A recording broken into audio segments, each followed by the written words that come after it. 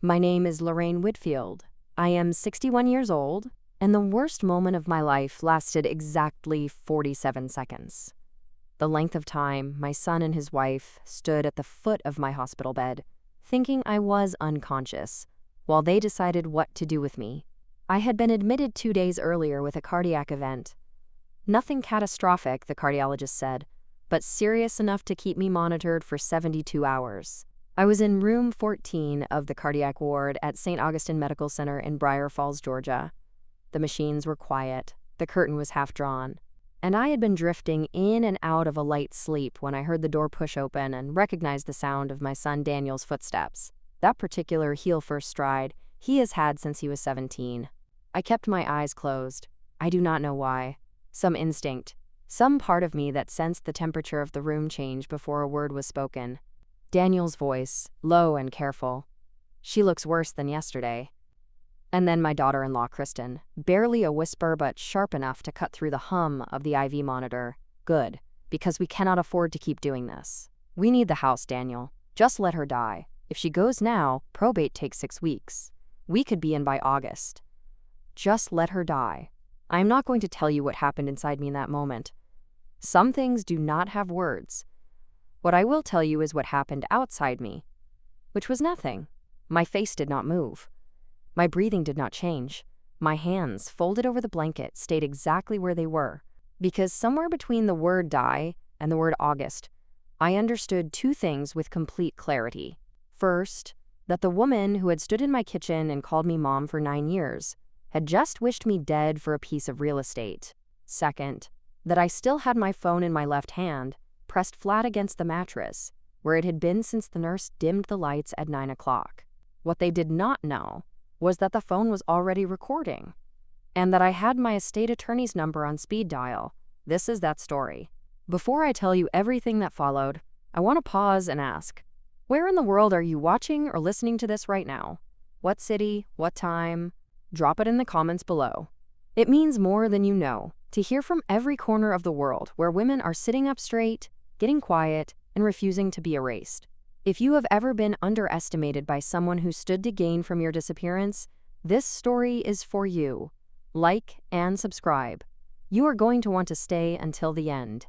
Let me take you back to the beginning, because the hospital room did not happen in a vacuum. Nothing like that ever does. These things are always the last page of a story that started years before anyone realized a story was being written. I am Lorraine Whitfield. I was born in Macon, Georgia, the only child of Raymond and Eloise Carpenter. My father was a civil engineer who built 3 bridges and 2 interstate overpasses in the state of Georgia before he retired. My mother was a bookkeeper at a textile firm for 34 years. They were careful, methodical people who believed in documentation, in self-sufficiency, and in keeping your financial affairs so clean that no one could ever take something from you without a paper trail that would haunt them in court. I married Harold Whitfield when I was 26. Harold was a contractor, not a glamorous profession, but a lucrative one in a city that was always building. He was the kind of man who showed up early and stayed late and never overbid a job to make himself look bigger than he was. We bought our first home in Briar Falls for $112,000 in 1991. By the time Harold passed away from a stroke 8 years ago, that home had been paid off for a decade. The property had been subdivided and sold in parcels that funded my retirement account, and we had purchased the house on Magnolia Creek Drive. 4 bedrooms, a screened back porch, a detached studio that I used for my ceramics work for $340,000 in cash. Harold and I built everything we had, slowly, carefully, the way my parents taught me. Our son Daniel was born in 1988. He was a cheerful, energetic child who was never short of ideas and who required, from the time he could walk, a great deal of management. I say that with love. I say it also with precision. Daniel has always been someone who reaches for the biggest version of every possibility and occasionally forgets to calculate whether the foundation can hold the weight. He married Kristen Hartley in 2015. She was 28, a marketing coordinator at a regional hotel group, pretty and polished, with a smile that arrived exactly 2 seconds before her eyes warmed up to match it. I noticed this about her early and said nothing. Harold was still alive then, and he was more generous in his assessments of people than I was. "She makes Daniel happy," he said. "That is enough for now." I kept the observation to myself and watched. The first indication that something was off came at Christmas, 2017, 6 months after Harold died. I had just settled his estate. The house was mine outright. The retirement accounts were transferred. I had met with my attorney, a woman named Patricia Gaines, who has handled my affairs for 22 years, and I had done what Patricia advised. I had updated my estate plan, created a revocable living trust, and signed a new will. I mentioned to Daniel, over dinner, that I had made some estate updates and that everything was organized. His response was not what I expected. "Did you put the house in both our names? It would make things simpler when the time comes." I was 63 days out from burying my husband of 35 years. The time comes. I looked at my son across the table and said, quietly, "The house is organized appropriately. Patricia has everything on file." He nodded. He reached for more bread. And I told myself that he was grieving too, that the question came from a practical place and not a predatory one. The second indication came 18 months later. Kristen came to me alone in April of 2019. Daniel was at a job site. He had tried his hand at a small general contracting business, which was more aspiration than income, and Kristen arrived at my door on a Tuesday at 11 in the morning with a folder of papers I had not asked to see.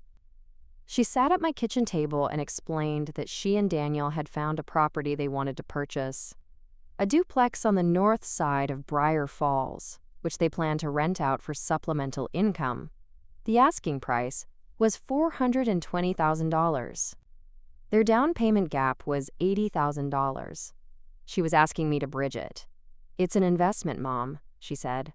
"Not a gift. We'll pay you back over 7 years." I looked at the folder. I looked at Kristen's hands, folded neatly on top of it, the nails perfectly done in a shade called ballet blush. I thought about Harold, who had worked a job site in 100-degree July heat to keep us from borrowing money we hadn't earned yet. "I'll think about it," I said. I thought about it for 2 weeks. I called Patricia. Patricia pulled the property records on the duplex and found that Daniel had already submitted a letter of intent to purchase without notifying me, naming the $80,000 as secured. He had told the seller the funds were available. He had done this before asking me. I did not give them the money. I told Daniel directly, calmly, that I would not be in a position to assist with the investment. He was quiet on the phone for a long moment and then said, "Fine, we'll figure it out." The duplex fell through. They did not speak to me for 6 weeks. When they resumed contact, neither of them acknowledged the gap. It was simply smoothed over, the way certain families handle ruptures, with selective amnesia and enough dinners to create the appearance of wholeness. I kept showing up. I kept cooking the holiday meals. I kept sending birthday gifts to my 2 grandchildren, Mason, who was 4, and Lily, who was 2, who had done nothing wrong and who I loved with the full measure of my heart. But I kept my eyes open, and I kept talking to Patricia. The breaking point when it came was not dramatic. That is the thing about final straws. They almost never look like what they are until after they have fallen. It was a Tuesday night in February, 2023. Daniel had called me that evening asking about the house. Not asking to visit, not asking how I was, asking about the house. "I've been thinking about your situation," he said. "You're alone in a 4-bedroom house. That's a lot of property for one person. Have you thought about downsizing? There's a nice senior community out on Route 41. Kristen drove past it last week. She thought it seemed like a good fit." Route 41? I knew that development. It was a collection of beige condominiums that smelled of institutional cleaning products and mandatory activities. The kind of place where they take your keys on move-in day. "No," I said. "Mom, I'm just saying. The maintenance on a house that size, at your age?" "Daniel, I'm 61. I run 4 miles 3 times a week. I grouted my own bathroom tile in November. I am not at my age, I am in my life." He switched tactics. "I'm worried about what happens if something goes wrong. What if you had a health event? There's no one there." "I have Patricia. I have the trust documents. I have emergency contacts on file with my physician." He paused. I heard Kristen's voice in the background, a murmur I could not fully make out. Then Daniel said, "I just think it would be easier for everyone if the property situation were simplified." Easier for everyone. I held the phone against my ear and looked around my kitchen. The kitchen where I had made 3,000 meals, where Harold and I had argued about the cabinet colors and then laughed about arguing about the cabinet colors, where Mason had taken his first steps on the stone tile floor 2 weeks before his first birthday. Easier for everyone. I said goodnight. I hung up the phone. And the next morning, I called Patricia and told her I was ready to make some changes to the trust structure. Not because of what Daniel said. Because of the thing I heard underneath what Daniel said. I did not tell Daniel I had called Patricia. I did not tell him what we planned to do. I had 3 months before my annual cardiac checkup, and I used every week of those 3 months quietly and precisely, the way my father had taught me to build things, from the foundation up, with documentation.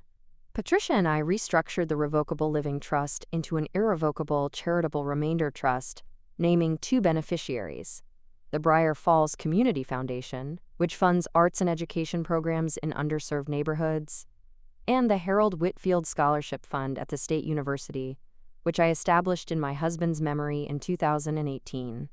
I am the income beneficiary for my lifetime.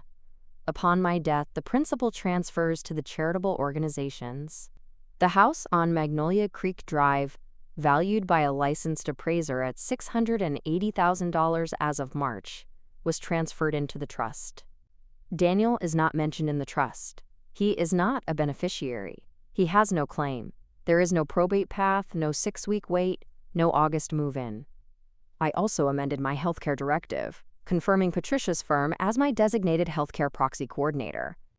I had a conversation with my cardiologist, Dr. Evelyn Morse, about my family contact preferences. I gave the hospital my explicit instructions.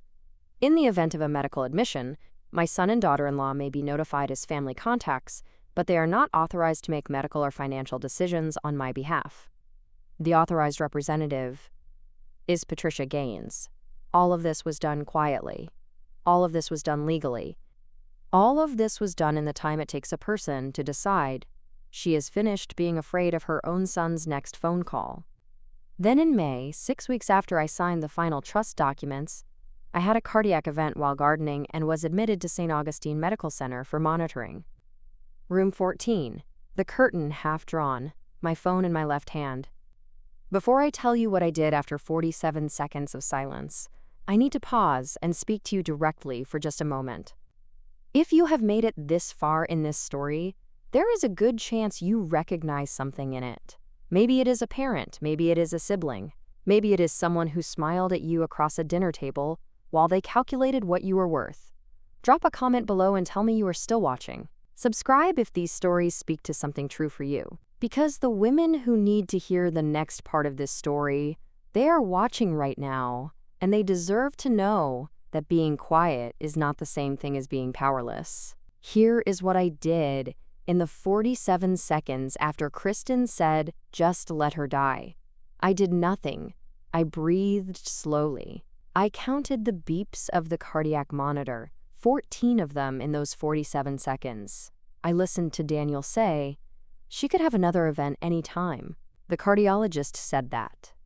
I listened to Kristen say, "Then we don't have to wait long." I listened to the sound of their footsteps moving toward the chair in the corner, where they sat down together, speaking in low voices about renovation timelines. When they stopped talking, I let 4 more minutes pass. Then I pressed the voice memo stop button on my phone with my thumb, saved the file, and texted 2 people. The first text went to Patricia Gaines at 10:47 in the evening. It read, "Hospital room recording. Listen when you can. Proceed with next step." The second text went to my neighbor and friend of 23 years, Carolyn DeSantis, who is a retired paralegal and who has a key to my house, access to my locked filing cabinet, and the organizational instincts of a federal archivist. The text read, "We may need to move sooner than expected. You know what to do." Then I closed my eyes and went to sleep, not because I was peaceful, because I was finished. The next morning, Dr. Morse came to check my chart at 7:15. Daniel and Kristen were already in the room, seated in the 2 visitor chairs like they had reserved them, holding coffee cups from the lobby machine. They had apparently stayed at a hotel nearby.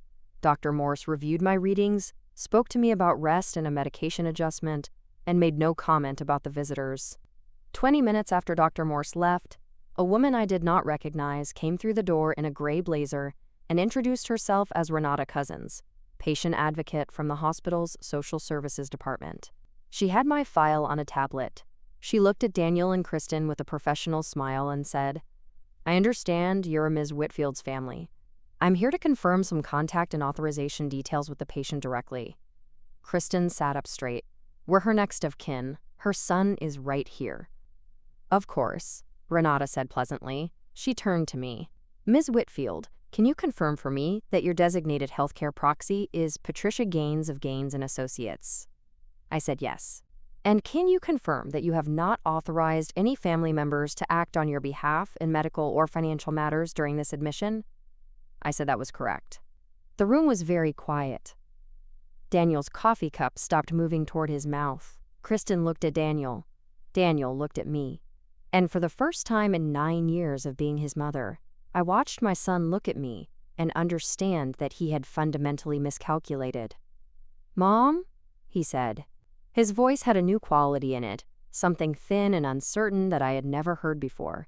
"What is this?" "This is my healthcare directive," I said. "Patricia filed it when I updated my estate plan." "When did you update?" He stopped. He looked at the floor. He had the expression of a man who has just realized the map he has been following was drawn by someone else entirely. Kristen stood up from her chair. "I don't understand what's happening. We're her family." Renata said, calmly and without any change in expression, "Family contact and authorized representative are two distinct designations, ma'am. Ms. Whitfield has been very clear about hers." She made a note on her tablet. "I'll let the nursing staff know. Everything is confirmed." She nodded to me, then to Daniel and Kristen, and left the room. The silence that followed was the kind that has texture. Daniel sat there with his coffee cup in both hands. Kristen was still standing.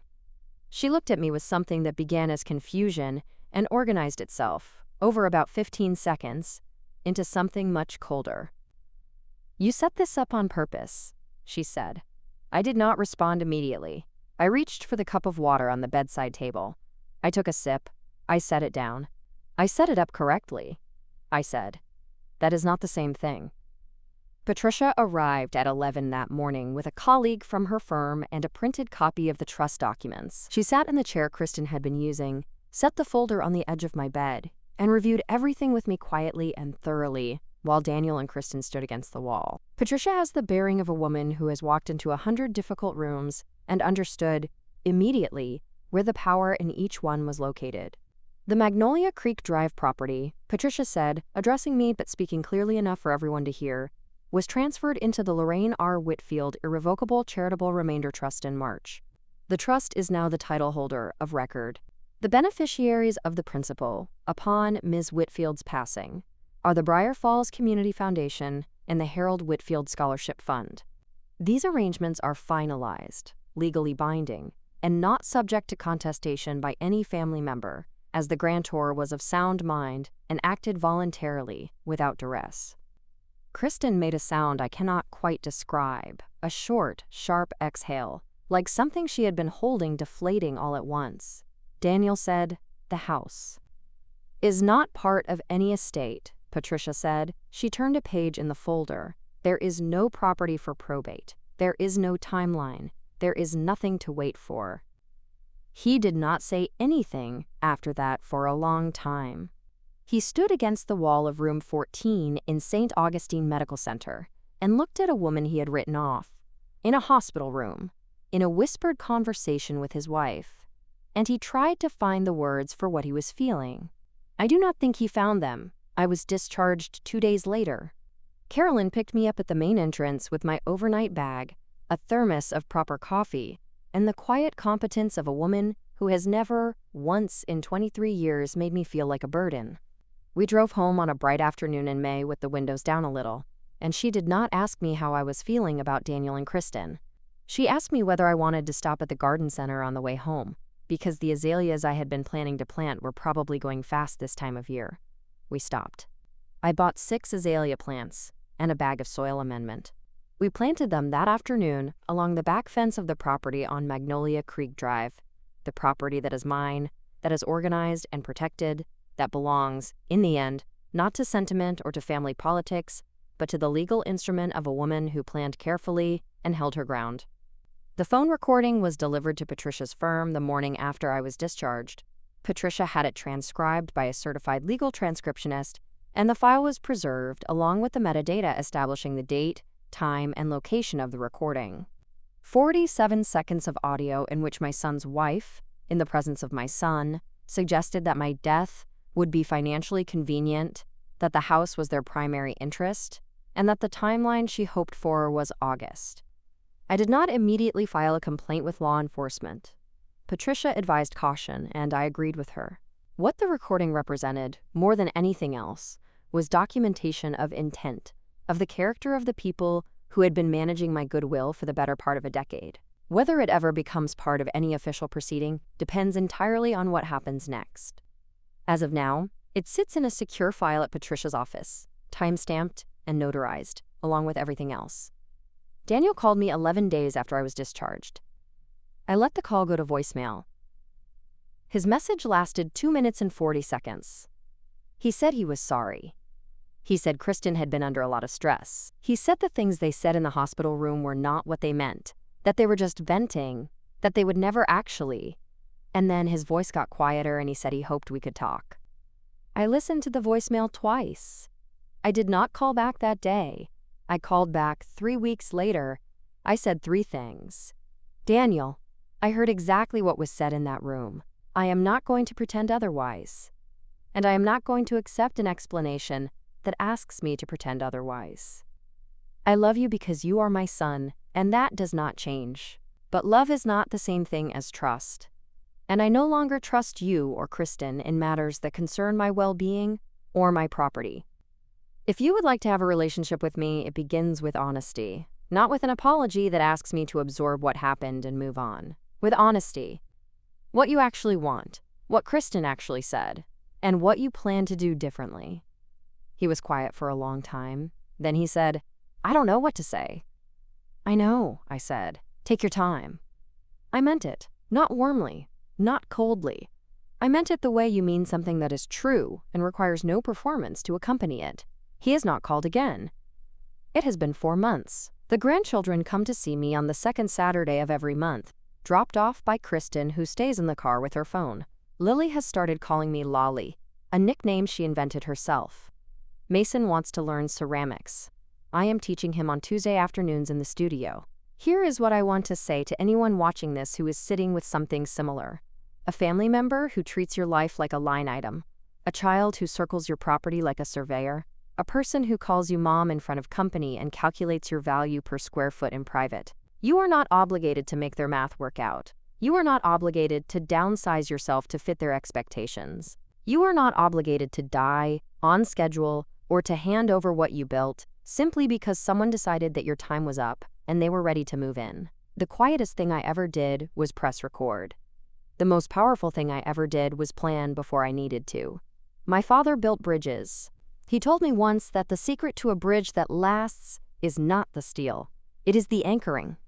The part you never see, buried in the riverbed, holding everything up from underneath. He said most people build from the surface and wonder why things fall. I built from the foundation. I buried the anchors deep, and when the weight came, and it always comes, the bridge held. Harold would have been proud. Not because I protected the property. He would not have cared about the property. He would have been proud because I did it without flinching. Because I stayed in the bed and breathed evenly and counted 14 cardiac monitor beeps and did not give anyone the satisfaction of seeing me break. That is the thing about being the quiet one. They always underestimate what it means when you go still. If someone in your life is calculating what you're worth instead of seeing who you are, you do not owe them your chaos. You owe yourself your plan. Build it quietly. Document everything. Know the name of a good attorney. And keep your phone close. I will leave you with one question, and I want you to answer in the comments because I genuinely want to know. If you had been in that hospital bed and heard what I heard, what would you have done in the first 30 seconds? Would you have spoken? Would you have stayed still? Tell me. Because the answer you give says something important about where you are in your own story. And wherever you are, you deserve to be protected.